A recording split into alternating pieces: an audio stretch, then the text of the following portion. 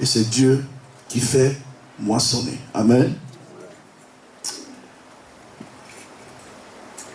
Le dimanche dernier, on a parlé de quelques caractéristiques de l'amour. On a parlé de l'amour comme une puissance. On a parlé de l'amour comme une arme dans nos cœurs. Alléluia. On a parlé de l'amour comme un engagement. On a parlé de l'amour comme une résolution. On a parlé de l'amour sous plusieurs formes. Amen. Nous avons parlé aussi de l'amour comme notre état intérieur. Nous avons parlé de l'amour comme la manifestation de la personne de Dieu, la personne extérieure de Dieu à travers notre vie. Et nous avons également dit que l'amour avait plusieurs, n'est-ce pas, caractéristiques, à savoir des longueurs, des largeurs. Amen. De la profondeur et de la hauteur. C'était ça, non? Ou bien? C'est pas ça? Soyez des bons étudiants, c'est ça ou c'est pas ça? Voilà. Donc on avait dit que toute chose passera. Toute chose. Ou du moins, si vous voulez, toutes choses passeront. Si vous l'écrivez en pluriel, oui. Sinon, on avait dit que même les prophéties cesseront.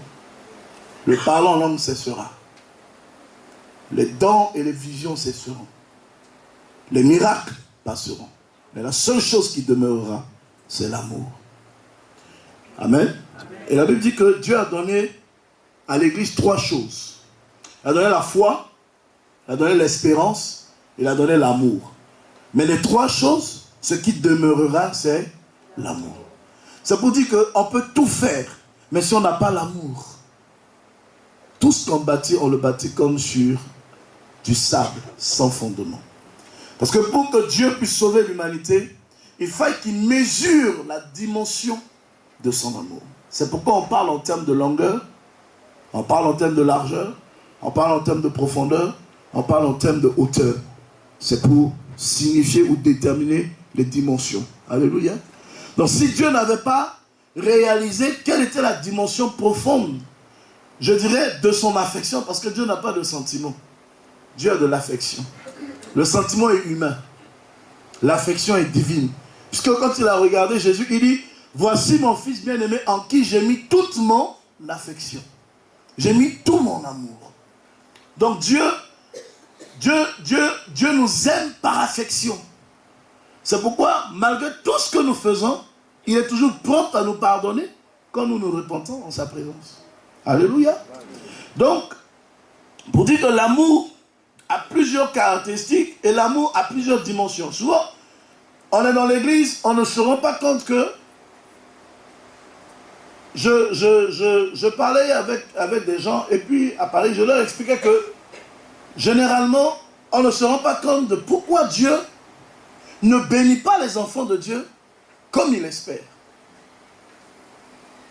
Parce que tout simplement, en réalité, avant que Dieu ne puisse te bénir, il sent de ton être intérieur. Et il voit l'état de ton cœur. C'est en fonction de l'état de ton cœur qu'il te bénit.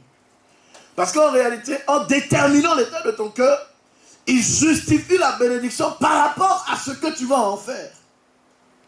Il y a des gens, ils aiment être riches. Ils souhaitent être riches. Mais en réalité, ils veulent de leur argent pour se venger. C'est-à-dire que Dieu te bénit aujourd'hui, tu vas utiliser cet argent pour l'utiliser comme un moyen de vengeance. Pour régler tes comptes avec tes ennemis. Il y a des gens aujourd'hui, ils veulent avoir une position de pouvoir simplement parce qu'ils veulent utiliser ce pouvoir pour en abuser des autres. Mais quand on est chrétien, on est enfant de Dieu, c'est qu'on a fait le choix de ne plus vivre par rapport aux réalités du monde, puisqu'en réalité, Dieu n'est pas dans les réalités du monde. Dieu est dans la logique de la foi. Puisque c'est par le moyen de la foi qui s'est révélé aux hommes, c'est par le moyen de la foi que tous les hommes l'ont approché. Et dans le moyen de la foi, il y a des mystères. Chacun de ces mystères révèle chaque caractéristique de la nature ou de la personne de Dieu en fonction des temps, des saisons, des circonstances, de la marche avec Dieu. C'est-à-dire, plus on évolue, plus on découvre de Dieu sur des facettes. Et malgré qu'on grandit, on vieillit, on finit par s'apercevoir, à se rendre compte qu'on ne connaît jamais assez Dieu. Alléluia. C'est pourquoi l'apôtre Paul dit, nous connaissons en partie, nous prophétisons en partie. Et ce que je prophétise fait partie de ce qu'il m'a donné de donner. Donc en réalité, tu ne peux pas donner au-delà de ce que tu n'as pas, parce que tu ne pourras donner qu'à la limite de ce qu'il t'a donné. Tous, on a dit, personne ne connaît Dieu. Tous, nous le cherchons encore. Oh, dis-le bien.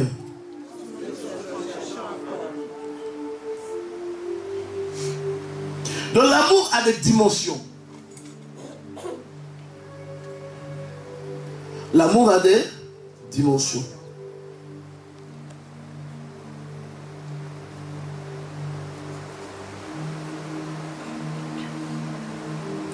Lisons Romains chapitre 5, le verset 1er au verset 5.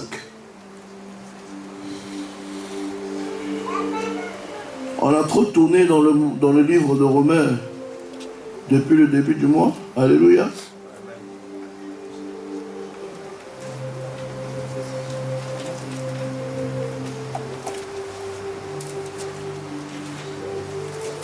Romains chapitre 5, verset 1er, verset 5.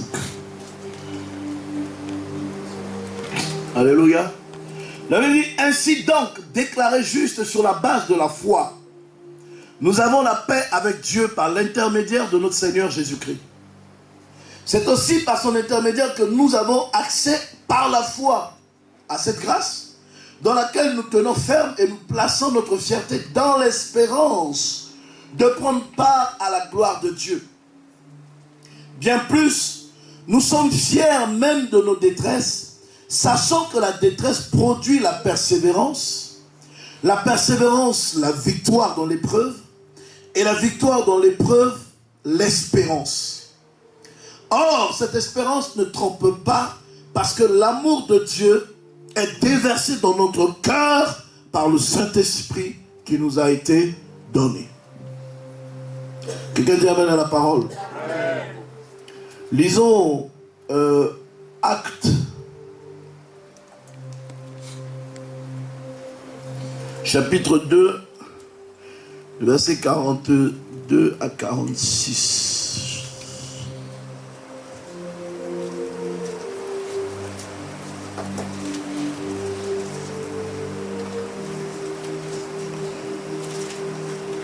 Alléluia. Actes chapitre 2. À partir du verset 42 à 46. La Bible dit, ils persévérèrent dans l'enseignement des apôtres, dans la communion fraternelle, dans la fraction du pain et dans les prières. La crainte s'emparait de chacun et il se faisait beaucoup de prodiges et de signes miraculeux par l'intermédiaire des apôtres. Tous ceux qui croyaient étaient ensemble. Et ils avaient tout en commun. Ils vendaient leurs propriétés et leurs biens et ils ont partagé le produit entre tous en fonction des besoins. Chaque jour, avec persévérance, ils se retrouvaient d'un commun accord au temple. Ils rompaient le pain dans la maison et ils prenaient leur nourriture avec joie et simplicité de cœur. Ils louaient Dieu et avaient la faveur de tout le peuple. Le Seigneur ajoutait chaque jour à l'église ceux qui étaient sauvés. Quelqu'un dit amen à la parole. Amen.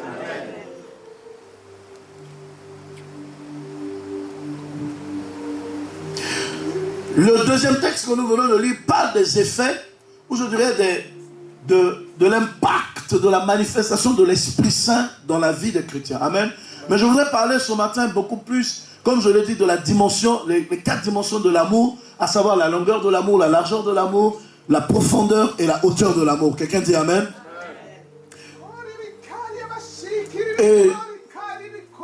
Et quand vous regardez un peu dans les Écritures, la Bible dit que Dieu agissait dans l'église.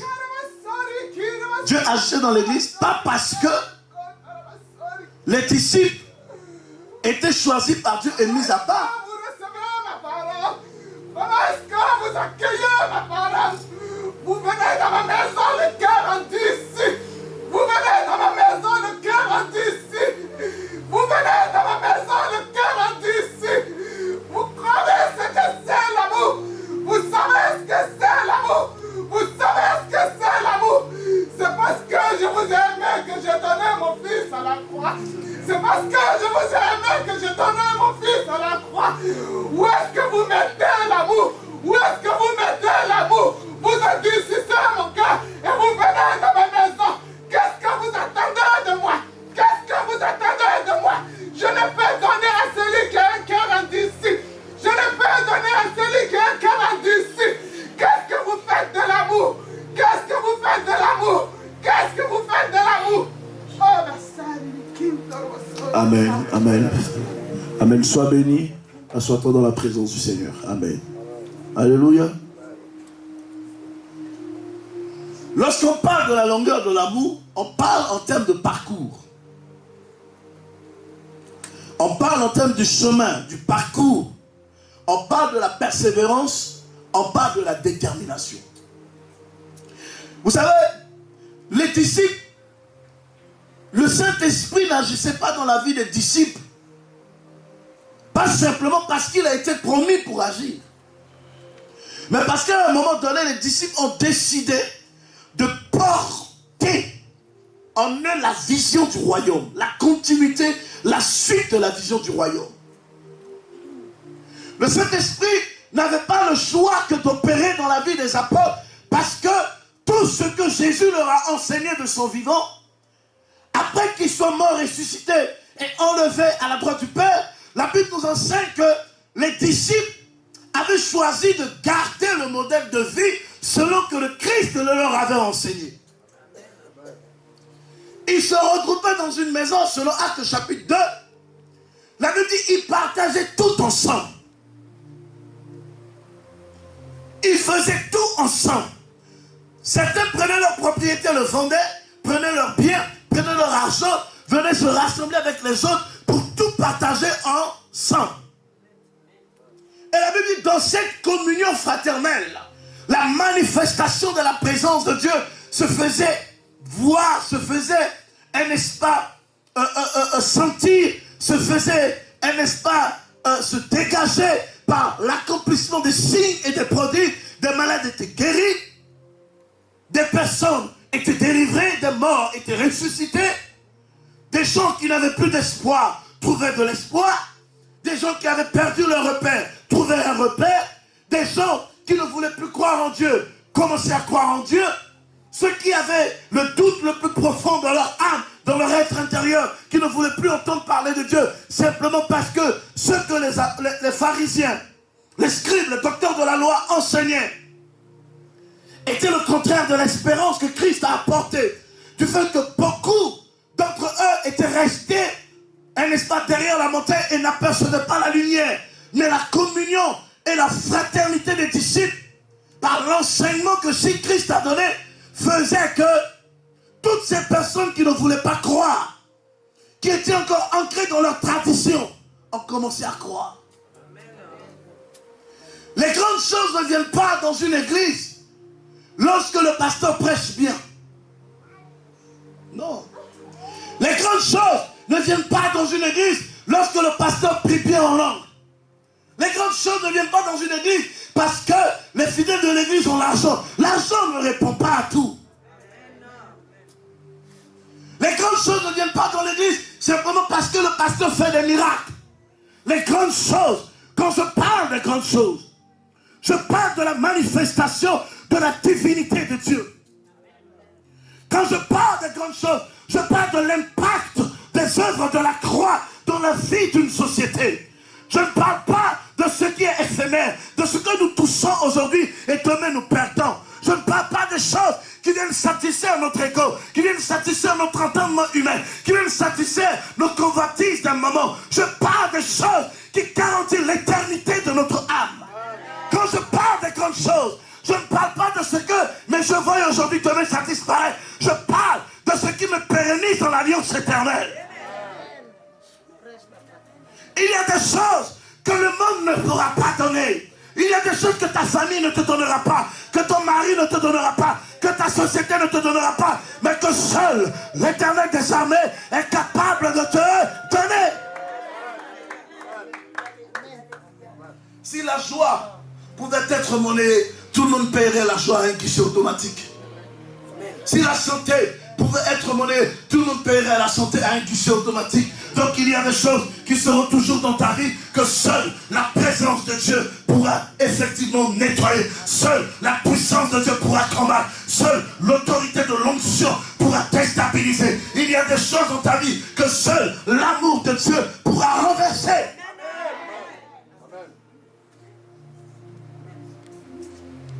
Un jour, une dame est venue me voir et elle me parlait de sa vie. Quand elle a commencé à me parler, elle me parlait de son problème de foyer. Parce qu'avec son mari, ça ne marche pas, à tous les niveaux. Elle m'a dit, papa, j'ai tout essayé, mais ça ne marche pas. J'ai dit, c'est quoi le problème? Elle dit, il n'y a pas d'amour entre nous. Elle dit, d'accord. L'amour ne vient pas de lui ou ne vient pas de toi. Elle dit, en réalité, quand on a commencé, il m'aimait. Mais après, j'ai commencé à éprouver du rejet pour lui. Donc, ça a cassé notre histoire. Vous savez, souvent quand les gens nous posent des problèmes, on a le sentiment que c'est léger. Mais avec un peu de recul, quand on essaie d'aller en profondeur, on se rendra compte que souvent les gens viennent avec les problèmes des origines lointaines. Quand je vais fouiller dans la vie de cette femme, en essayant de faire sa cure d'or, je réalise que son arrière-grand-père a divorcé. Son grand-père a divorcé. Son père a divorcé. Donc, l'histoire d'amour dans sa famille est succédée que de divorce. N'est couronnée que de divorce. Ça veut dire que tant qu'elle n'a pas brisé le lien, tant qu'elle n'a pas rompu ce lien, à son tour également, le divorce va l'accompagner. Donc, elle ne connaîtra jamais l'amour parce que ça vient de l'intérieur. Mais pendant ce temps, elle se jetait à tout bord pour chercher des solutions. Chercher des solutions à un problème que le monde ne pouvait pas y apporter solution. Elle passait son temps à aller de voir, aller de conseiller en conseiller.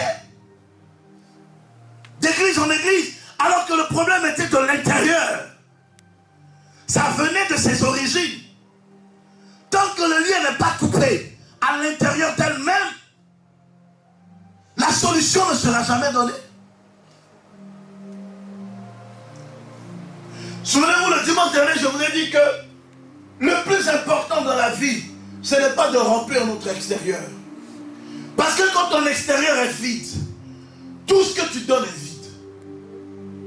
Mais quand ton intérieur est plein, tu n'as pas besoin de faire des efforts pour que ton environnement soit contaminé de ce que tu dégages.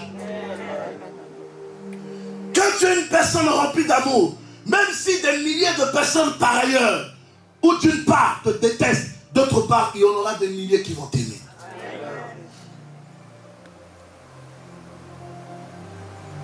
La vie obéit à un principe.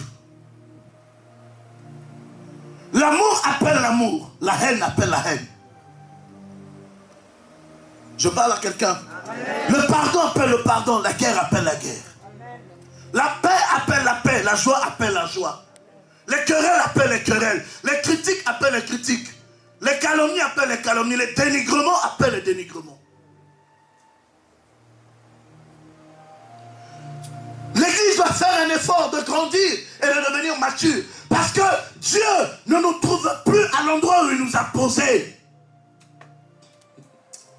Dieu cherche quelqu'un, il cherche une femme, il cherche des apôtres, il cherche des disciples, il cherche des Pierre, des Paul, des apôtres, il cherche quelqu'un. Tous on va dire Dieu cherche quelqu'un. Oh, dis Dieu te cherche, dis Dieu te cherche.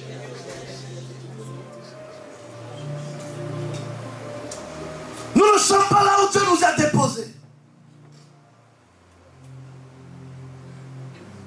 La Bible dit, les disciples étaient réunis. Ils étaient tous ensemble, dans un même endroit, dans une communion communion fraternelle. Ils se partageaient les repas mutuellement. Ils se soutenaient entre eux. Il n'y avait pas de guerre. Il n'y avait pas de complications. Il n'y avait pas de lutte abusive et démesurée de pouvoir. Il n'y a pas de pouvoir dans le monde que celui qui a été donné par le ciel. Les gens se combattent pour des choses qui n'existent pas.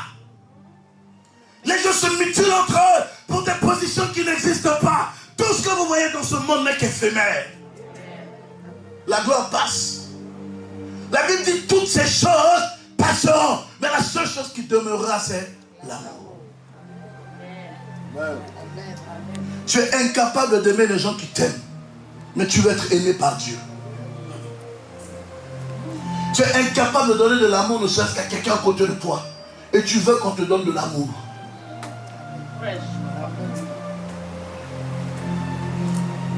Je reviendrai le plus possible là-dessus. Tant que votre mentalité ne change pas, tant que votre façon de voir ne change pas, tant que votre manière de comprendre ne change pas, je reviendrai dessus. Je ne veux pas de critique dans l'église. Je ne veux pas de calomnie dans l'église. Je ne veux pas de murmure dans l'église. Je ne veux pas. Dis à quelqu'un, si tu es dedans, c'est le moment de quitter. Parce que bientôt tu seras exposé. On dit à ton voisin, c'est de toi qu'on parle, c'est de toi qu'on parle. Tous ton voisin, c'est de toi qu'on parle. Aujourd'hui, dans l'église, critiquer est devenu notre identité remarquable. On veut tout justifier. On veut expliquer pourquoi c'est comme ça aujourd'hui, pourquoi telle personne est venue. Ah, c'est comme ça. Dire à quelqu'un, c'est quoi ton affaire dedans?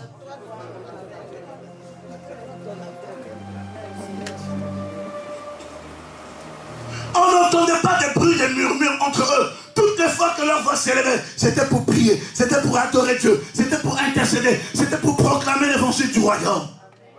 Vous passez votre temps à critiquer, à dénigrer, à juger, à apprécier. Vous êtes devenus les meilleurs analystes des situations. Votre situation même est plus pourrie dans votre vie, mais c'est vous qui voulez évaluer celle des autres. D'accord, il faut changer un peu.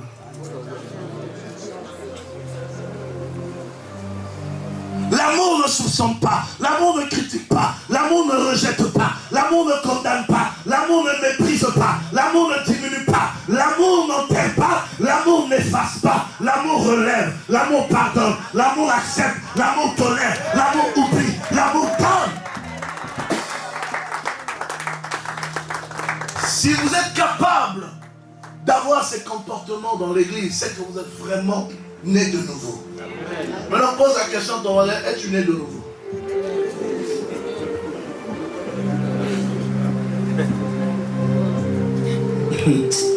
Ah, l'église. Tous on va dire, j'espère que tu n'es pas dans tout ça. Hein? Oh, dis-le à quelqu'un. Oh, dis-le à quelqu'un, dis-le à quelqu'un. Dis à quelqu'un, j'espère que ce n'est pas de toi qu'on parle.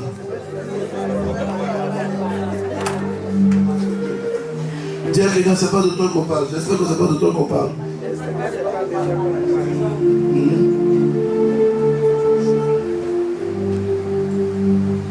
Combien de personnes aujourd'hui dans l'église peuvent arriver à ce stade aujourd'hui de donner le meilleur de lui pour son voisin? Combien de personnes sont-elles prêtes aujourd'hui à vendre leur maison, à vendre leur voiture, juste parce que tu veux payer les droits d'opération d'une personne?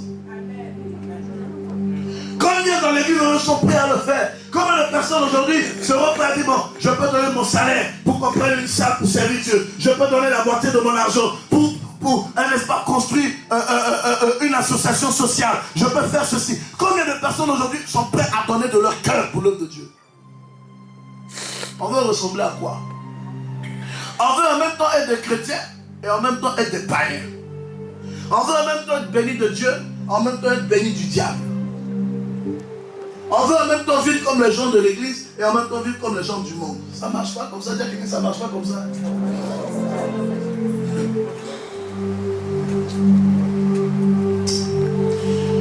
Dis à ton voisin, Jésus revient bientôt.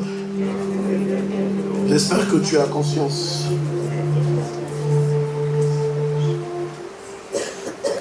L'amour de Dieu dominait leur existence. La passion de Christ s'intensifiait jour après jour. Les intérêts du royaume prédominaient sur leurs propres intérêts.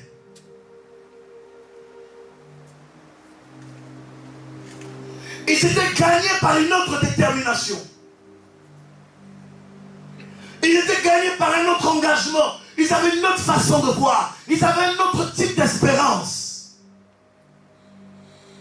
Ils ne vivaient plus pour ressembler aux gens du monde. Ils ne vivaient plus pour faire plaisir à leur société. Ils vivaient pour faire plaisir au cœur de Dieu. Ils vivaient pour ressembler à Christ. Ils vivaient pour que le sacrifice de Jésus à la croix ne soit pas vain sur la terre. Nous les chrétiens, on s'arrange à rendre vain le sacrifice de Jésus aujourd'hui. On est Jésus est mort pour rien. Alléluia. Amen. Ils vivaient pour que le monde lise à travers eux ce que c'est que le vrai royaume. Lorsque la Bible parle des sacrificateurs, nous sommes un royaume de sacrificateurs. Dans un royaume, il y a une législation, il y a une administration, il y a des principes, il y a des règles.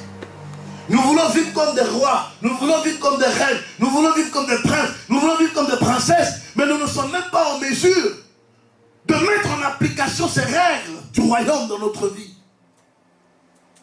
Quand Dieu vient chercher, il ne trouve personne, parce qu'en réalité dans l'église, il n'y a personne à bénir. Heureusement, je suis là. Chaque fois qu'il frappe à la porte, je suis présent. Mais l'apôtre Paul dit, je suis mieux que vous tous, car je vous prêche l'évangile, et c'est vrai. Si tu es d'accord, dis Amen pour moi.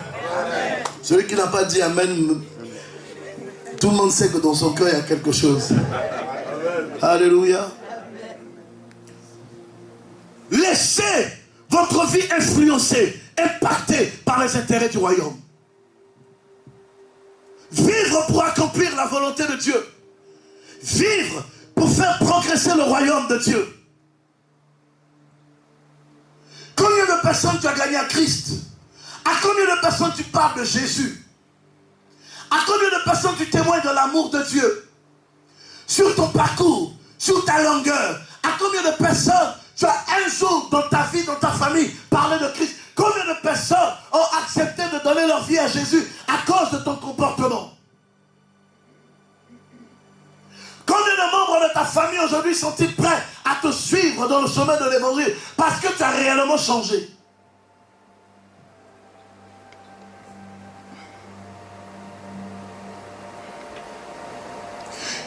Il nous donne cet amour afin que nous mesurons la longueur. Mais de quelle longueur s'agit-il?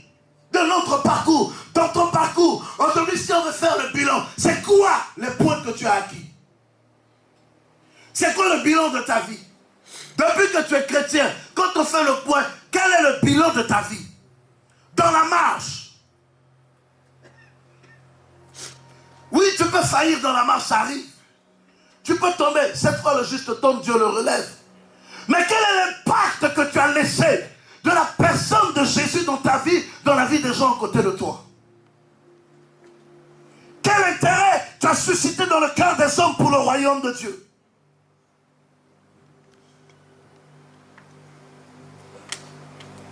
On dit que le Seigneur nous aide. Aujourd'hui, l'Église et les enfants de Dieu sont dominés par la passion de la chair. Dans nos églises, quand on prêche le message de la prospérité, les gens sont là. Alléluia, gloire à Dieu. Je ne prêche plus ça ici. Vous allez seulement entendre ça sur YouTube quand je le prêche dans les autres églises.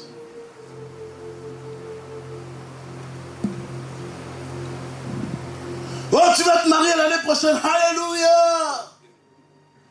Pendant ce temps, c'est toi qui combats le mariage des autres. Tout ce qu'on va retenir dans ton parcours, c'est d'avoir combattu le mariage des autres. Tout ce qu'on va retenir dans ton parcours, c'est d'avoir combattu la grossesse des autres.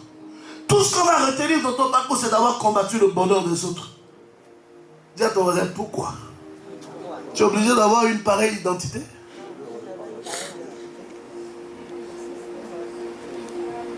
Alléluia.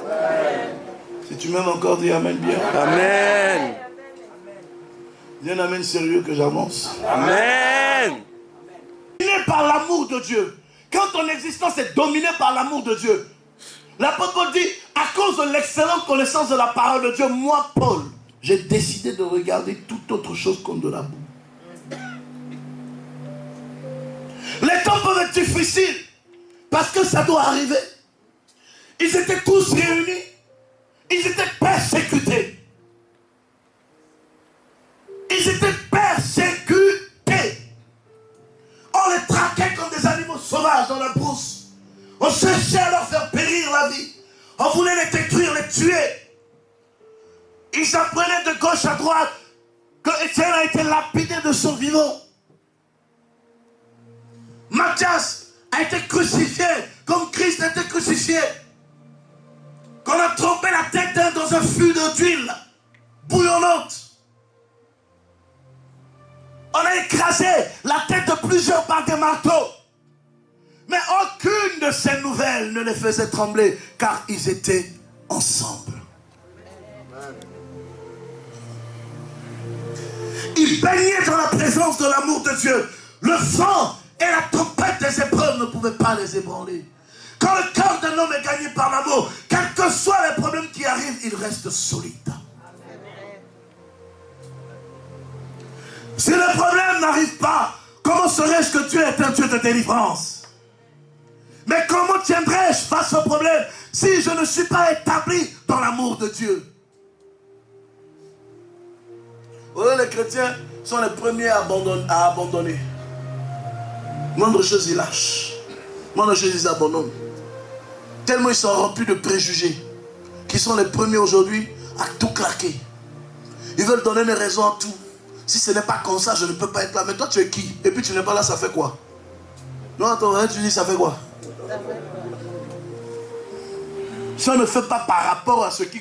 Si à ta façon de voir les choses, mais toi-même, tu te prends... Dis à quelqu'un, ça fait... On fait rien, ça.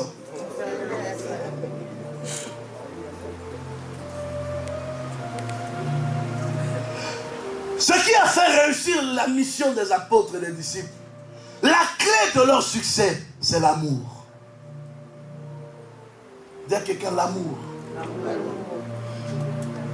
Ils aimaient Dieu et ils s'aimaient les uns les autres. Et l'amour de Dieu dominait leur existence à telle enseigne que même les souffrances que leur affligeait le monde n'avaient plus d'impact sur leur vie.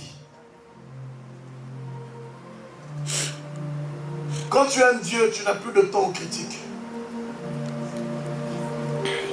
Souvent les gens parlent mal de moi, j'écoute, ça me fait mal. Souvent je suis même poussé et je réagis. Mais après quand je reviens en moi-même, je me dis, mais si on ne parle pas de moi, de qui on va parler? C'est moi quand même, il faut qu'on parle de moi. En tout cas, si tu te vois comme ça, tu n'auras plus de problème avec les gens. Quelqu'un dit Amen? Amen. Souvent les gens à qui je fais du bien, ça c'est pour comploter contre moi. Et puis j'apprends ça. Et puis j'ai les preuves. Et souvent je me dis, mais à un moment donné, un jour je priais et puis je dis, mais c'est une malédiction qui est sur moi, quoi. Et puis le Seigneur va me donner le plus grand enseignement. Il dit, un homme qui aime Dieu est exposé au même jugement que lui. Amen. Jésus a aimé l'humanité, mais cette même humanité était la première à le sacrifier.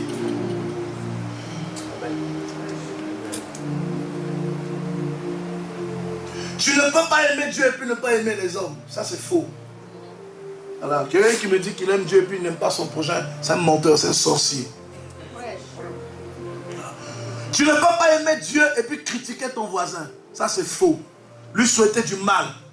Lui souhaiter du malheur. Tu n'es pas un enfant de Dieu. Tu n'es pas né de nouveau. Tu es un menteur. Tu es un imposteur. Tu es un agent infiltré du diable dans l'église. Voilà. Tu es un sorcier. Il y a quelqu'un qui quitte dans la sorcellerie. Tu ne peux pas aimer Dieu et puis détester ton voisin. Ce n'est pas possible. Parce que quand ton cœur est conquis par l'amour de Dieu, il n'y a plus de place pour la haine. L'amour de Dieu est un hôtel d'éternité. Quand il descend dans ton cœur, c'est fini. Ton âme, ton être intérieur est habité de la plénitude du Saint-Esprit. Tout ce que tu dégages, c'est les valeurs surnaturelles. Un homme dont l'existence est dominée par l'amour de Dieu manifeste des vertus. La capacité à regarder quelqu'un dans les yeux qui t'a fait du mal et puis lui dire je t'aime. Mais ne pas le lui dire de manière à ce que, parce qu'il faille que tu le dises. Non, tu le dis parce que tu le penses, parce que tu le ressens. En oubliant tout.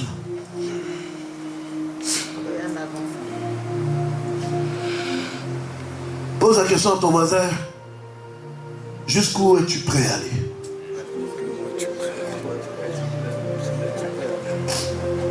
On pose bien la question.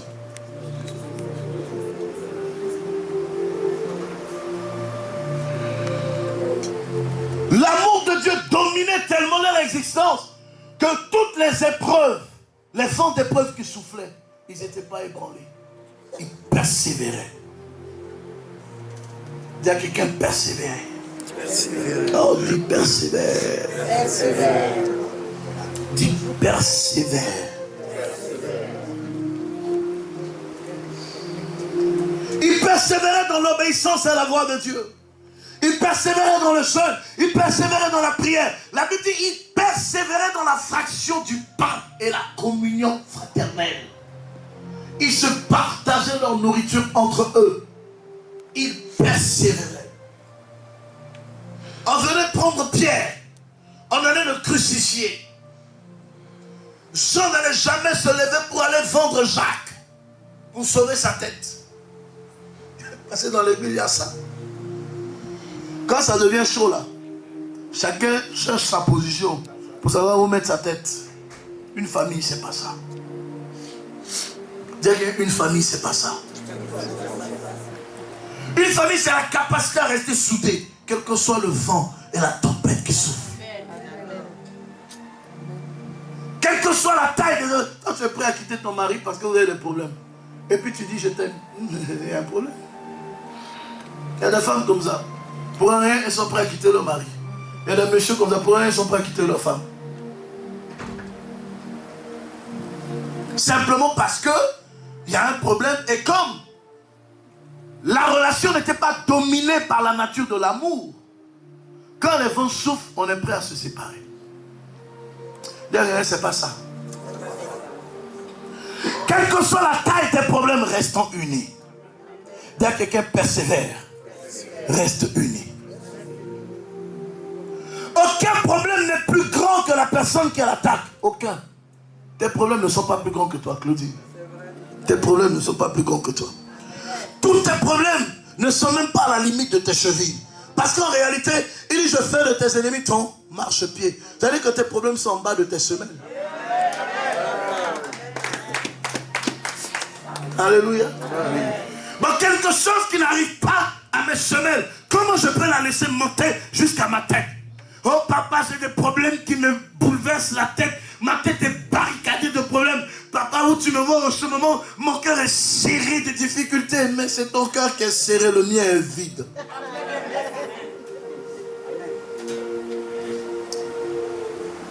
Papa, la situation dans laquelle tu me vois en ce moment, c'est compliqué. Mon âme est attristée. Ce qu'il m'a fait là.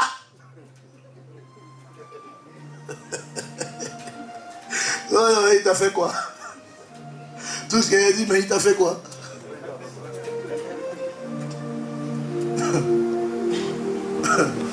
Quelque chose qui n'arrive même pas à tes chevilles. Toi-même tu le prends et tu lui donnes de la mesure. Dis à quelqu'un, laisse ça par terre. Dis à quelqu'un, laisse ça par terre, laisse ça par terre. Aucune de tes faiblesses n'a la capacité de te dominer. Quelle que soit la taille, quel que soit le lien dans lequel tu es établi dans ta famille, dans tes origines, dans ta maison, dans ton parcours, aucune situation de la vie ne peut être élevée au-dessus de ta personne. Parce que toutes les situations de ta vie, Dieu les a fait marche-pied. Si critiquer est plus fort que toi, jette par terre, marche dessus. Oh, lève-toi et dis, je marche dessus. Ah, dis à quelqu'un, je marche dessus. Il y a des gens, c'est plus fort eux que eux. Parler des autres, c'est plus fort. Daniel, tant qu'ils veulent. Daniel, tu as vu Guillaume aujourd'hui? C'est plus. Dis à quelqu'un, si c'est plus fort que toi, jette ça par terre. Oh, dis, jette ça par terre, jette ça par terre. marche dessus.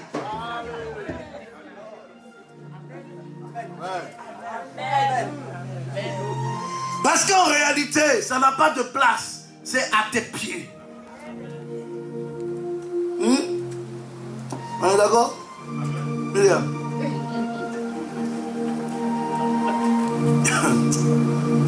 Dis à quelqu'un, persévère.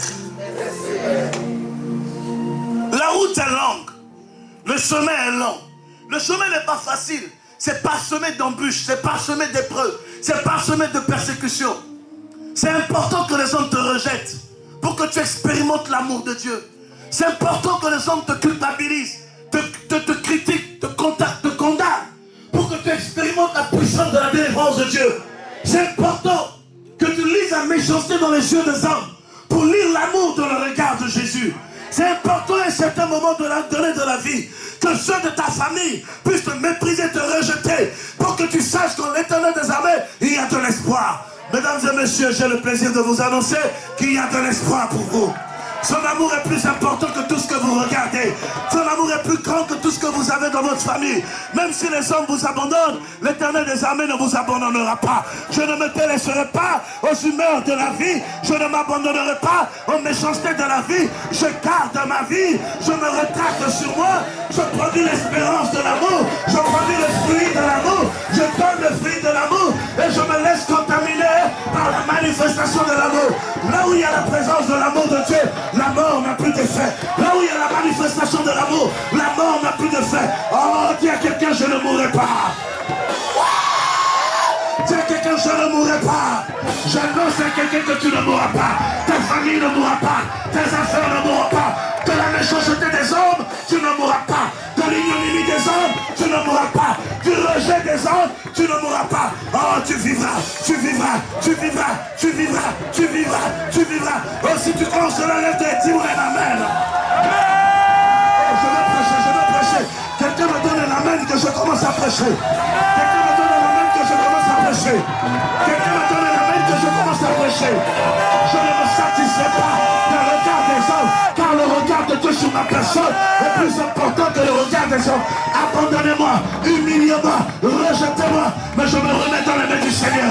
Sa force est ma force, sa puissance est ma puissance, sa victoire est ma victoire. Je ne mourrai pas, je triompherai de la haine, je triompherai de la méchanceté, je triompherai de la rancœur, je triompherai. Oh, quelqu'un me donne un amen.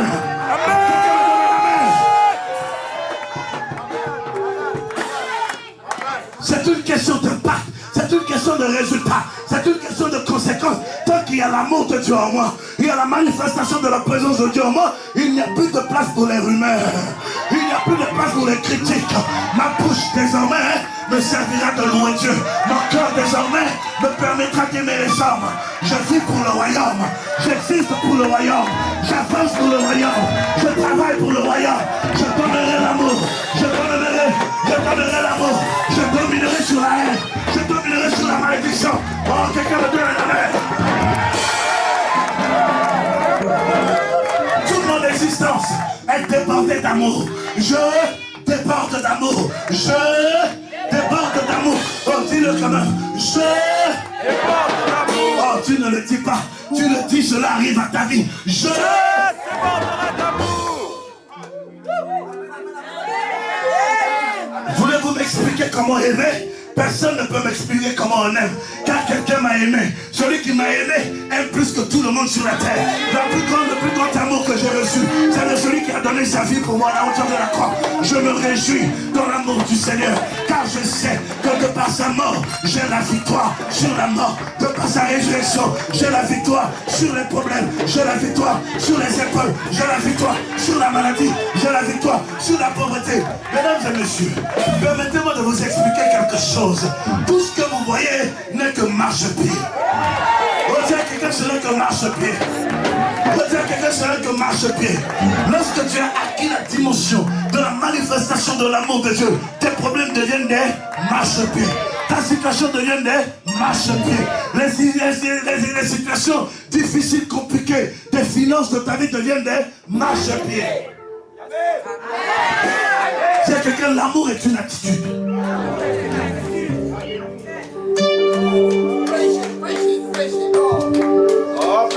Somebody shout Alléluia. C'est une attitude. Oh, dis mon ami, je veux te dire quelque chose de dangereux. Amen. Je veux te dire quelque chose de dangereux. Amen.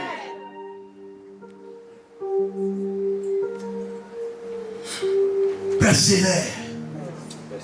Dis à ton voisin, il faut persévérer. C'est la longueur de l'amour, la persévérance. Je n'abandonne pas, je ne délaisse pas. C'est dur comme caillou, je suis là.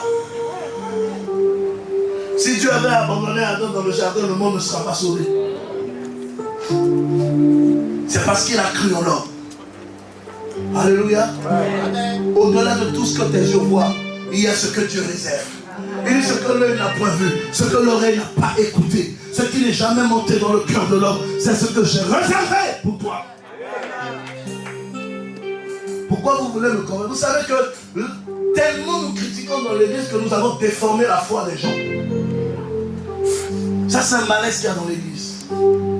Les fidèles se communiquent un autre type de foi qui n'a rien à voir avec la foi que nous produit la parole de Dieu. Tellement tu parles mal de ton frère qu'au finish, il finit par croire qu'il est mauvais. Et il perd la foi dans les promesses de Dieu. Une église qui passe son temps à maintenir les gens dans un esprit de culpabilité, le pasteur lui-même c'est un démon. Moi je ne crois pas en ça. Tu passes ton temps à me faire comprendre que je ne suis pas pur. Mais qui me dit que toi tu es plus pur que moi? Un amen pour que je continue. Amen. L'évangile ne condamne pas. L'évangile ne juge pas. L'évangile n'oppresse pas. L'évangile ne domine pas. L'évangile est une puissance de Dieu pour le salut de quiconque croit. Si l'évangile ne peut pas te délivrer, qu'est-ce qui peut te délivrer? Si la parole de Dieu n'est pas le marteau qui brise les pierres de la malédiction, n'est pas l'épée de justice qui brise les chaînes de la malédiction, qu'est-ce qui les briserait dans ta vie? On a contextualisé l'évangile aujourd'hui dans nos églises par rapport au désir de nos cœurs et à notre propre façon de regarder. L'évangile est devenu une caricature de notre pensée. Il n'y a plus son authenticité. Les gens vivent en fonction de la pensée des hommes maintenant. Si c'est pas comme ça, ça ne cadre pas ta vision. Dis à toi, tu vois plus clair que Dieu. Vous parlez de vision. Le ciel a arrêté un programme. Tout homme est pécheur et sont privés de la gloire de Dieu. Tous ont péché et sont privés de la justice de Dieu. Tous ont péché et sont privés du salut éternel. Bon, le patron même est descendu sur la terre. Il dit, je viens mourir à la croix pour les sauver. Toi, tu es qui pour me dire que je ne serai pas sauvé? Celui qui a le pouvoir de la vie et de la mort a décidé que je ne mourrai pas. Oh! Je ne mourrai.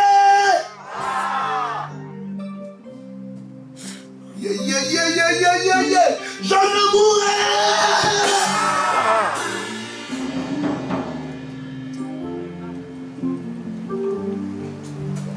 Dernièrement, quelqu'un est venu me dire, pasteur, j'ai rêvé. Quand tu partais à Nantes, tu t'es plus réveillé. J'ai dit, je vais acheter ton cercueil pour aller déposer déjà aux pompes funèbres.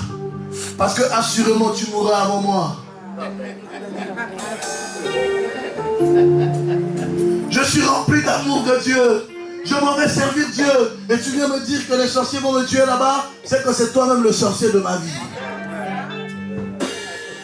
Toutes les fois que tu veux faire du bien et que quelqu'un veut te pousser à faire du mal, c'est que cette personne, en lui se trouve le mal. Toutes les fois que tu as envie de donner quelque chose et à quelqu'un pour lui faire du bien, et que quelqu'un te déconseille de lui faire du bien à ton voisin, c'est quand cette personne qui t'a déconseillé, il y a le mal. Parce que quelqu'un qui a le pied en lui ne peut qu'encourager les autres à faire du bien. Et il y a des gens comme ça dans l'église. Hein? Quand tu veux faire du bien à quelqu'un, il te décourage et il passe derrière pour demander. Non, ne lui donne pas, il n'est pas bien le frère là. J'ai fait une vision sur lui cette nuit. Je l'ai vu nu. Ne lui donne pas. Ça va mener le malheur dans ta vie. Et puis toi-même, tac, tu as eu un flash. D'un jour où il y a un malheur qui t'a frappé, tu as fusionné la vision avec le frère en même temps. Et les gens sont dans des schémas bizarres, bizarroïdes. Tu es dans les simples choses. Dis à quelqu'un, tu es dans les choses simples. La Bible dit, il persévérait dans la simplicité. Soyons simples. Vous savez, il n'y a pas plus vantage que moi. Hein? Oh, oh. Moi, je viens d'une ethnie, chez nous, on appelle les Mbati. Chez nous, les Mbati, c'est-à-dire on est de la forêt. Donc, comme dans la tradition de chez moi, là, les Mbati sont les plus civilisés. Voilà, il y a les Mbati, après, il y a les Yakoma, machin, tout ça. Donc, c'est les plus civilisés, les bourgeois, les intellos. Voilà. C'est eux qui ont les plus grands diplômes, c'est les plus grands, quoi. Les deux ethnies, là. Mais il n'y a pas plus vantage que nous. Il n'y a pas plus orgueilleux que nous.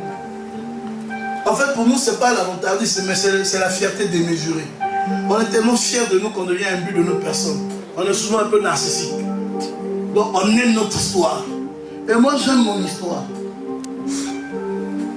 Mais j'ai fini par comprendre, au fil de ces derniers temps, que Dieu n'est pas dans tout ça. Tu peux être simple et être aimé par les hommes. En fait, le pouvoir ne se mesure pas par la force. L'autorité du pouvoir est dans la simplicité de son exercice. Amen. Oh yes. Quand tu es un chef, tu es un chef. Quand tu es un grand, tu es un grand. Quand tu es puissant, tu es puissant. Quand tu es riche, tu es riche. Que tu n'en parles pas quand les gens te voient, ils savent. Je parle à quelqu'un. Oh, ne pleure plus. Ne te complais plus dans les petites choses. Tu n'es pas n'importe qui. Reste simple. Dis à ton voisin, reste simple. Reste simple, c'est Dieu qui fera ton affaire. C'est lui qui te justifiera. C'est lui qui parlera de toi. Le meilleur témoignage, c'est celui que l'Esprit de Dieu rend en ta faveur. Et j'ai le plaisir de t'annoncer que partout où on t'a critiqué, il rendra un nouveau témoignage. Partout où tu as été rejeté, il rendra un nouveau témoignage. Je viens annoncer à quelqu'un, l'Éternel lavera ton front. Il lavera l'humiliation de ta famille. Même si dans ta maison, les gens ne se sont mariés jamais. Cette année, j'annonce que le mariage sera ta propriété. Oh, je peux commencer à proclamer. Est-ce que je peux proclamer? Est-ce que je peux annoncer? Est-ce que je peux déclarer? Je prophétise sur la vie de quelqu'un, ça ne te ratera pas. Dis à ton voisin, plus tu es simple, plus l'Éternel s'approche de toi. Mieux tu es simple, mieux l'Éternel s'intéresse à toi. Je parle à quelqu'un ce matin.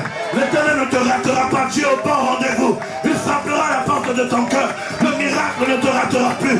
Maintenant que tu as décidé de faire le vide, maintenant que ta pensée est devenue simple, mesdames et messieurs, j'ai le plaisir de vous annoncer que le voyage va arriver. Le mariage va arriver. Ah! Je parle à tous les sans-papiers de la salle. Ça arrive, ça arrive, ça arrive, ça arrive. Ça arrive. Celui qui se lève et dit amen, il reçoit une portion. C'est dans la simplicité. Jésus guérissait les gens dans la simplicité. Quelle que soit la taille de ma maladie, il est capable de me guérir. Il me guérit. Il ne me guérira pas, il me guérit. Il envoya sa parole et sa parole est guérie. Il a envoyé. La Bible dit il envoya. Ça c'est dans le passé. Il envoya. Hier il a envoyé Jésus. Sa parole est guérie. C'est aujourd'hui. Aujourd'hui tu seras guéri. Aujourd'hui tu seras guéri. Aujourd'hui tu seras guéri. Aujourd'hui tu seras... Bon, comme tu ne dis pas bien amen, j'arrête de prêcher.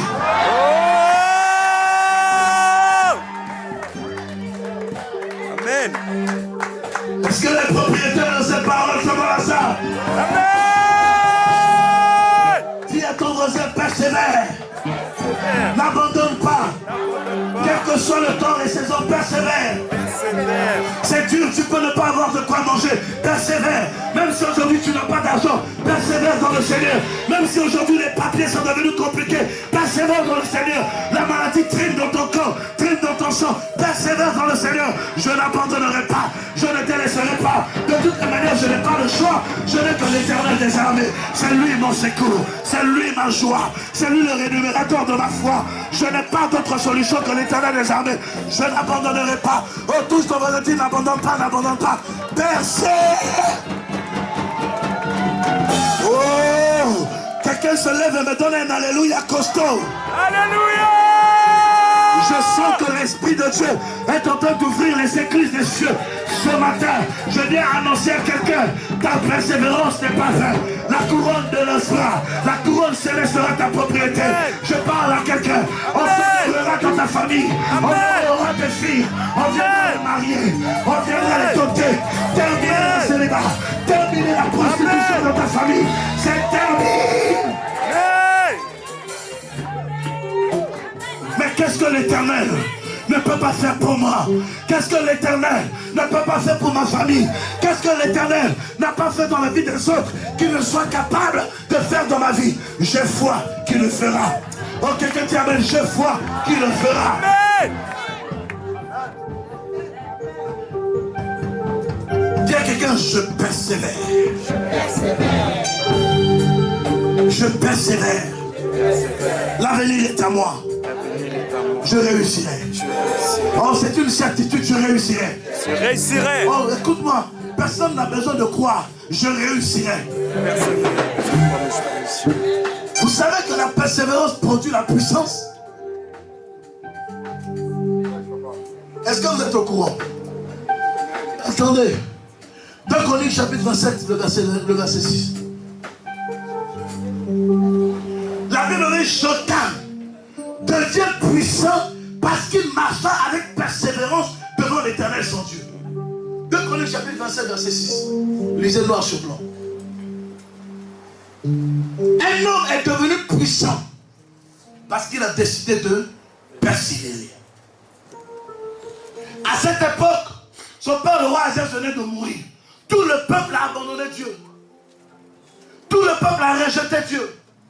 Tout le peuple était assis dans l'idolâtrie. Et Jotham était le seul roi. Il dit, je n'abandonnerai pas le Dieu de mes pères.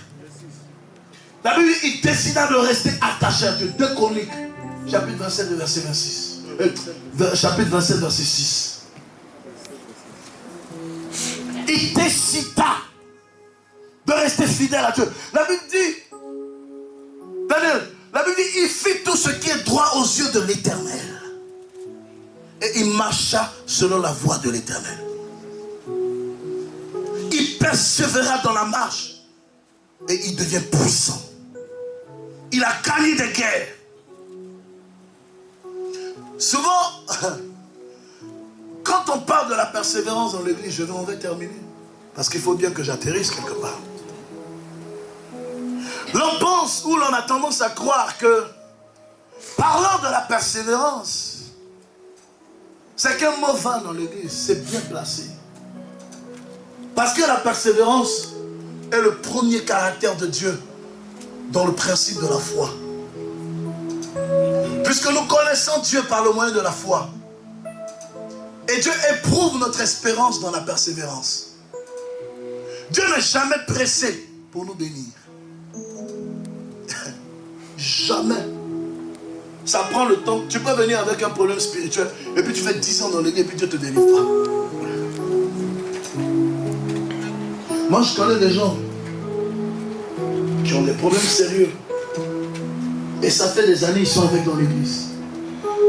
Mais vous savez, la persévérance dans la foi, la persévérance dans l'amour, entraîne un autre type d'espérance. Parce qu'en réalité, le problème ne te détruit pas. Le problème est là, hein? Mais tu es là avec le problème et puis vous avancez. Mais quand on déplace le problème, on le envoie chez quelqu'un d'autre qui n'est pas dans le Seigneur que toi. Tu peux avoir une maladie dans ton corps, mais tu ne mourras pas de la maladie. Ce qui tue facilement les autres, toi ne te tueras pas. Ça, c'est la persévérance. C'est les atouts de la persévérance. Quand tu persévères dans le Seigneur, quels que soient les problèmes qui t'accablent, il y a ce que Dieu porte sur lui et il y a ce que Dieu te laisse porter d'abord avant de te l'enlever. En fait, c'est juste un joug qui remplace. Il dit, venez à moi, vous tous qui êtes chargés et fatigués, je vous donnerai du repos. Il dit, je vous donne mon joug qui est léger et je prends votre joug qui est lourd. Donc quand il fait la compensation, ou je dirais le changement des jougs, il prend son joug qui est léger en fait, qui n'est pas autre chose que l'amour. Il nous donne. Et il prend le joug difficile, qui est toutes les saletés de notre vie, et il le porte sur lui. Mais, il voit maintenant qu'est-ce que tu fais avec le joug léger qui te fait porter. Et c'est souvent là le piège. Tout ce que Dieu nous donne, c'est l'amour, et on est incapable de s'en servir. Le joug léger, c'est ça. C'est l'amour de Christ. Donc, il le remplace, il te le donne, et puis il observe comment tu aimes les autres. C'est dans le joug léger qu'il y a les commandements divins. C'est-à-dire ce que Christ a laissé. Si tu ne les mets pas en pratique, tu peux être rassuré d'une chose. Ça prendra le temps que ça prendra. Tant que tu n'auras pas compris ces principes, il ne te bénira pas. Quelles que soient les prières qu'on peut faire, quelles que soient les offrandes que vous pouvez lever, quels que soient les hôtels que vous pouviez bâtir, il ne vous bénira pas. D'accord, il prend le joug lourd qui est sur vous, parce qu'il a déjà porté à la croix. Il dit, je vous donne mon joug qui est léger. Et puis les prescriptions qui accompagnent ça, c'est aimez-vous les uns les autres. Aime ton prochain comme toi-même. Ça, tu es incapable de le porter. Mais si tu es incapable de le porter, qu'est-ce que tu es donc capable de porter?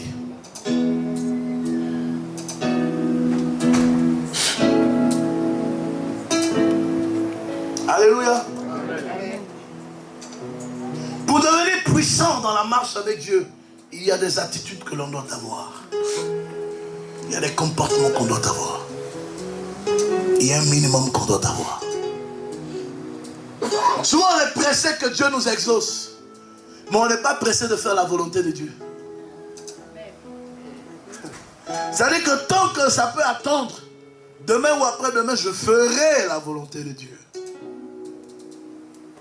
Mais quand tu as commencé à dire ça, tu as 25 ans aujourd'hui, tu as 60 ans, quand est-ce feras-tu la volonté de Dieu? Pendant tout le temps que tu mets à demain, Dieu t'attend aussi à demain. Dieu est le plus patient de nous tous. Souvent on pense qu'on peut tricher avec lui, mais personne ne triche avec lui. Oh, le gars c'est un mathématicien hors série. Quelqu'un qui a su calculer les dispositions des étoiles dans le ciel. On dit une étoile détruit toute la terre. Et il y en a des milliards dans les cieux. Comment il a réussi à les positionner dans le ciel? Donc en réalité le ciel est plus grand que la terre. Puisque si une étoile peut détruire la terre, ça veut dire que les étoiles sont plus grandes que la terre. Une étoile est plus grande que la terre. Donc comment il a réussi? Ça veut dire qu'il a disposé d'étoiles dans le ciel. Donc le ciel est plus grand que la terre. Et je justifie cette théorie purement humaine par le simple fait que Dieu est dans les cieux. Donc le ciel est plus grand que la terre. Mais comment réussit-il à disposer, a-t-il réussi à disposer les étoiles dans le ciel?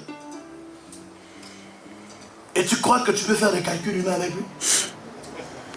Des petits calculs humains? Non, je triche ici un peu et puis je compte. Ça marche. Rien quitte dans ça, quitte dans ça. Tous on va dire quitte dans ça. C'est pas du sérieux. Ça marche pas. Marcher avec persévérance nous donne la puissance. Tu veux être puissant, persévère. Et il y a des choses, certaines délivrances sont des procédures.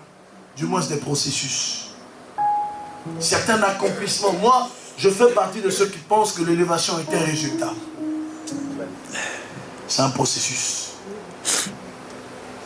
Ma vie est un témoignage de ce que c'est que l'élévation. Avant d'être où on est aujourd'hui, et pour aller là où on espère aller demain, là, on n'était pas ce qu'on est. On n'était rien hier. Hier, moi, j'avais des gens qui me marchaient dessus. Rien, mais j'étais rien. Rien. Et puis, dis-toi dans la vie que chaque fois que tu seras grand, il y a plus grand que toi. C'est-à-dire, il y a toujours quelqu'un devant qui, quand tu vas arriver, tu vas baisser la tête. Toujours. Non, il y a des milieux dans lesquels moi, quand j'arrive, je ne blague pas. Je ne parle pas. Je n'ai rien à dire. Je me tais et puis j'apprends. Les chrétiens sont débordés d'illusions à cause de l'espérance. On déborde d'illusions.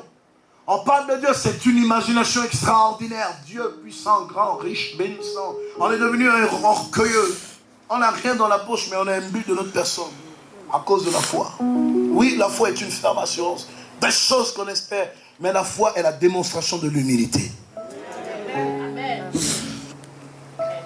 Une église où il n'y a pas d'humilité, c'est une église qui pousse à la révolte et à la rébellion. Vous savez, l'orgueil est d'abord intérieur. L'orgueil est d'abord intérieur.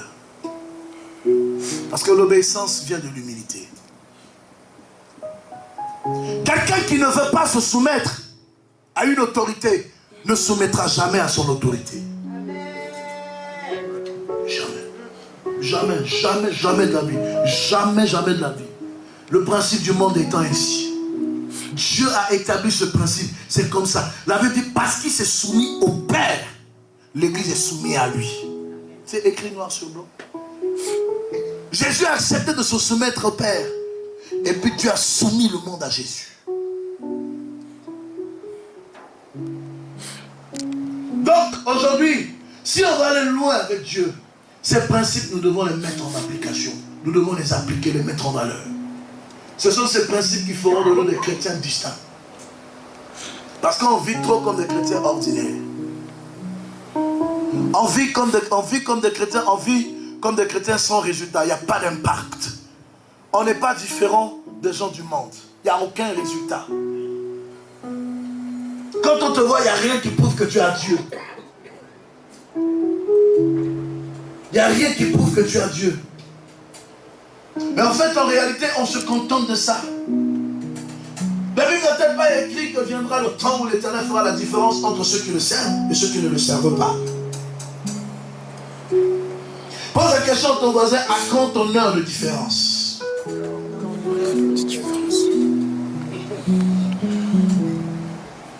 La persévérance produit en nous la puissance. Jonathan a gagné toutes les guerres de sa génération parce qu'il avait persévéré dans la voie du Seigneur. Tous les apôtres ont été assassinés, mais ils ont gagné leur course. Parce que le but de leur vie était de mourir. Mais avant de mourir, il fallait que plus grand nombre soit sauvé. L'évangile de Jésus ne pouvait pas être arrêté de par leur bouche. Parce que leur bouche est devenue un moteur sans frein. Ça roule à 1000 à l'heure. Toutes les personnes qui croisent leur chemin entendaient parler de Jésus. Tu doutes, il y a une parole de connaissance qui te rétablit à ta place. Tu viens malade, tu es guéri, tu crois en même temps. Tes enfants sont possédés, quand ils arrivent, ils prient, ils sont délivrés. Tous les signes les accompagnaient pour que le monde croie que Jésus est Seigneur. Quels sont les signes qui t'accompagnent? On parle de ça ou on parle de ton mariage? Pose la question à ton voisin. On parle de quoi? Parce que l'immaturité des chrétiens aujourd'hui les a fermés l'esprit à l'évangile du royaume. On est arrivé à un stade aujourd'hui, on se préoccupe plus de notre bien-être que de l'œuvre de Dieu.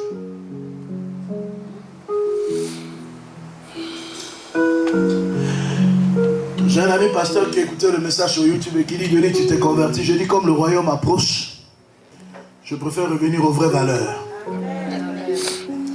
Parce que je ne voudrais pas prêcher l'évangile et moi-même être rejeté après. Dis à ton voisin, Dieu t'attend quelque part. Oh, dis-le bien, dis-le bien. Dis-le bien pour que je t'annonce quelque chose de compliqué. Dis-le bien pour que je te dise quelque chose qui va choquer ta foi. En fait, Dieu t'attend nulle part. Alléluia. Amen. Dieu, il t'attend nulle part. En réalité, Dieu t'attend que là où tu seras. En réalité, c'est ça. Où tu veux aller avec lui, il ira avec toi. Parce qu'en réalité, lui, il a déjà commencé sa marche depuis longtemps. Ce n'est plus à toi. Dieu ne viendra plus te chercher. Hein? C'est-à-dire que où tu es. C'est ça le problème. C'est qu'il a déjà commencé la marche avec toi. Depuis que Jésus est mort, la marche a commencé. Dis à ton voisin, fais l'effort, rattrape, rattrape, rattrape, rattrape, rattrape. On dit à quelqu'un, tu as perdu beaucoup de temps, tu as perdu beaucoup de temps. Dis à quelqu'un, tu as perdu beaucoup de temps, il faut le rattraper, il faut le rattraper. Dis à quelqu'un, tu es en retard, tu es en retard, tu es en retard. Dis, le royaume a besoin de toi, le royaume a besoin de toi, le royaume a besoin de toi. Oh, lève-toi, va vers 2 personnes dans la salle, dis, félicitations parce que tu as compris la vision du royaume. Oh, dis-le bien, tu as compris la vision du royaume. Oh, mesdames et messieurs, j'ai le plaisir de vous annoncer que le royaume ne vous ratera pas parce que vous avez compris la vision du royaume.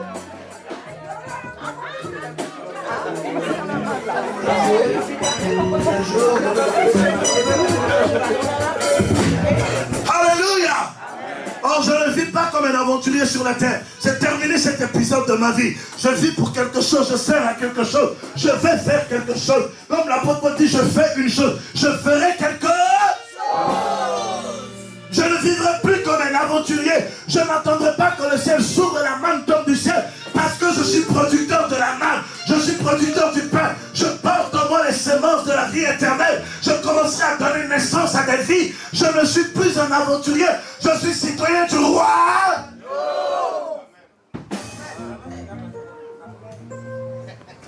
À jamais tu seras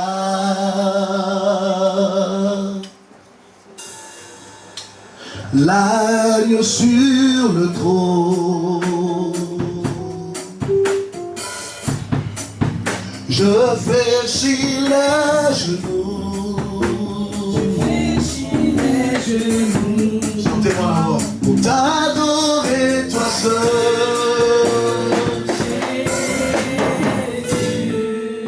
À jamais tu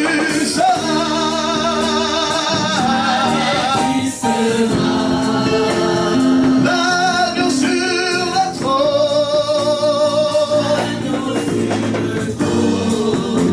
Je fléchis les genoux. Yeah.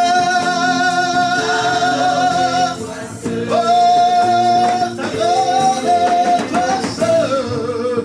À jamais tu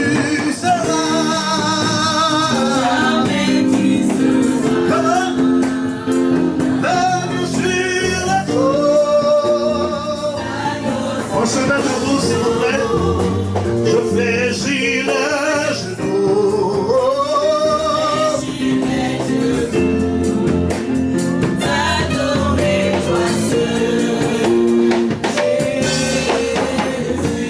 Je veux chanter.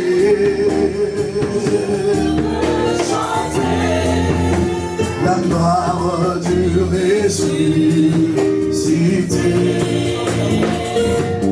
L'agneau immolé.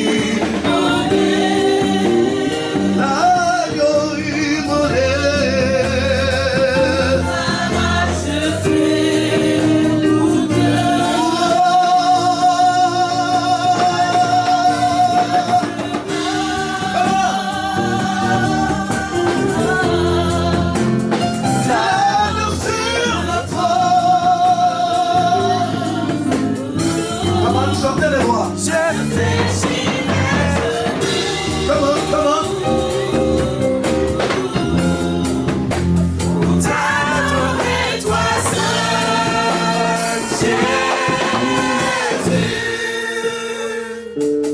Est-ce que tu peux dire à Dieu ce matin, Seigneur,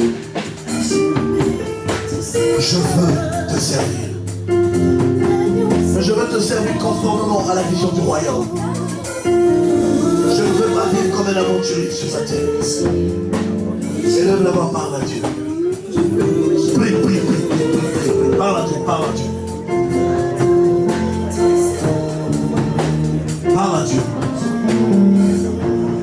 Parle à Dieu, parle à Dieu.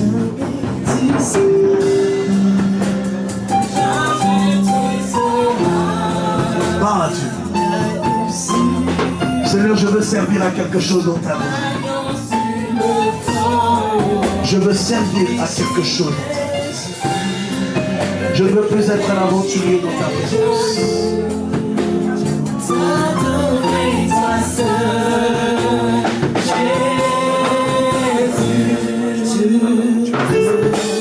Je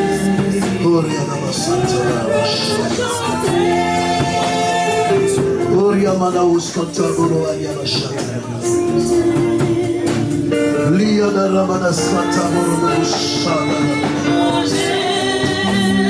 que tu lui demandes, sa présence vient dans ton cœur. Alors que tu lui demandes, son esprit vient dans ta vie. À jamais tu seras.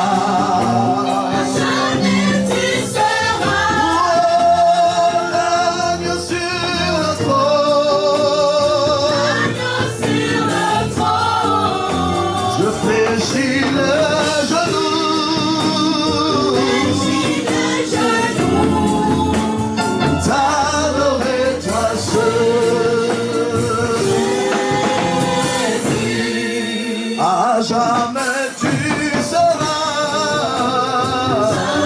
tu seras, l'agneau sur le trône, je fléchis les genoux,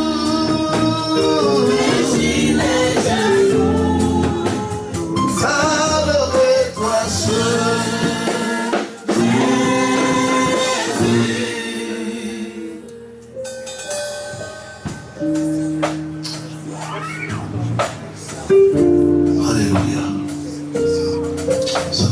Merci pour ta présence. Merci pour ta présence. Merci de sonder les cœurs maintenant. Ta parole est prêchée avec vérité et simplicité. Produis les effets de cette parole dans les vies maintenant. Au nom de Jésus-Christ. Au nom de Jésus-Christ. Au nom de Jésus-Christ. Maintenant, soyez remplis de la puissance de la parole de Dieu, maintenant. Il vous touche. Il vous touche. Il vous touche. Il vous touche. Il vous touche. Que l'équipe de protocole soit vigilante parce que la manifestation de la puissance de Dieu va commencer par agiter quelques personnes dans la salle. L'onction du Saint-Esprit est en train d'arriver. Des personnes qui ont ouvert leur cœur, qui ont reçu la parole. La gloire de la seconde maison est en train de venir dans leur vie alors que je parle. Plusieurs personnes sont en train d'être saisies de la gloire de Dieu. Attention, attention, attention, attention. Aidez-la, aidez-la, aidez-la, aidez-la, aidez-la. Aidez-la, sort ici, aidez-la, sort ici. Parce que la puissance de Dieu est en train d'arriver sur elle. Aidez-la, aidez-la, aidez-la, aidez-la, aidez-la, aidez-la, aidez-la, aidez-la. Parce que la puissance de la parole de Dieu est en train de se matérialiser dans les vies, est en train de se matérialiser dans le cœur. Dieu est en train de transformer les vies. Il est en train de transformer le cœur. La puissance de la parole de Dieu est en train de pénétrer les mentalités, est en train de changer les états d'esprit. Une nouvelle génération de chrétiens est en train de naître dans la même vie. De nouveaux hommes et de nouvelles femmes qui vont être remplis de la plénitude de l'onction et de la sœur ange. Parce que la Shekinah de l'Éternel est en train de déporter dans sa vie ange. On ne te reconnaîtra plus parce que l'Éternel est en train de saisir ta vie et faire de toi un sujet de témoignage. Je suis en train de parler, je suis en train de parler de la manifestation de la gloire de l'Éternel, de la gloire de l'Éternel, de la gloire de l'Éternel qui arrive, qui arrive. On n'est pas un spectacle. Concentre-toi, dis Seigneur, j'ai entendu ta parole, je veux aussi être visité par toi.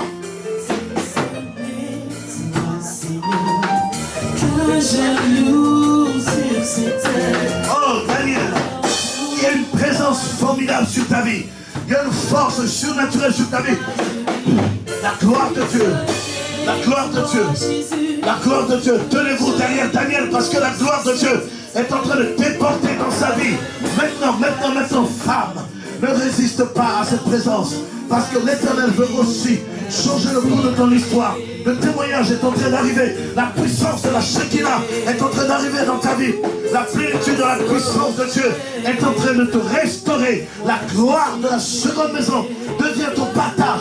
La puissance de la parole de Dieu pénètre les ardeurs de ton cœur et transforme le règne de ton existence.